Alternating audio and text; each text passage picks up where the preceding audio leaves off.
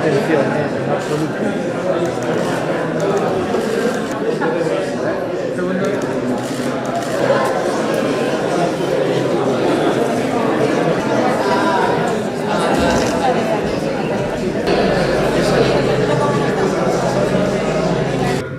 É o primeiro apelido desta consellería, pero tamén é o alicerce das administracións públicas, Estado, Xunta, Deputacións, Concello, do Secretario Xeral de Vivenda e Urbanismo, Heriberto, e da Secretaría do Lugar para Vivir. Gracias.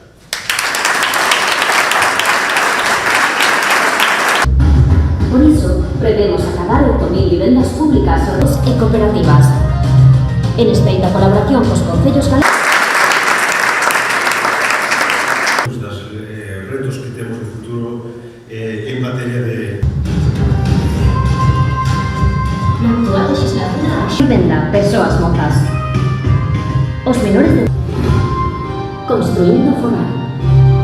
As axudas son exclusivamente orientadas para... Porque o noso deber é dar respostas e facelo con planificación, facelo con rigor, abordando o reto da vivenda dende todas as perspectivas. Con axudas xerais, tanto a adquisición como o alugueiro, como a rehabilitación, tanto de vivenda protexida como de vivenda libre.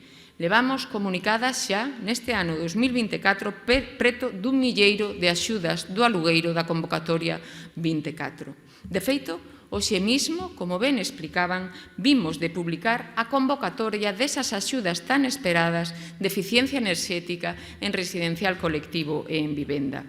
Temos tamén axudas a promotores cunha nova liña de axudas que acada preto dos 15 millóns de euros para incentivar así esa construción necesaria de vivenda protexida. E tamén poñemos a disposición dos concellos tanto o Fondo de Cooperación como as axudas a vivenda de titularidade municipal como aqueles fondos procedentes dos convenios acadados a través do programa Rexurbe e outras medidas. Volcándonos, por suposto, na construcción ou na rehabilitación de vivendas públicas co obxectivo claro de chegar a esas 8.000 vivendas nesta legislatura. Elo implica, por suposto, a construcción e rehabilitación de preto de 3.500 vivendas ata o vindeiro ano 2028. A meirante parte delas serán vivendas de nova construcción, o que conleva un investimento que acada os 580 millóns de euros. Hoxe xa podemos dicir que destas 3.500 temos en marcha en diferentes fases preto do 30%, e delas 375 son novas vivendas públicas das que vimos de adxudicar recentemente para a súa construción, dando así cumprimento ao reto que temos nesta legislatura para os 100 primeiros días.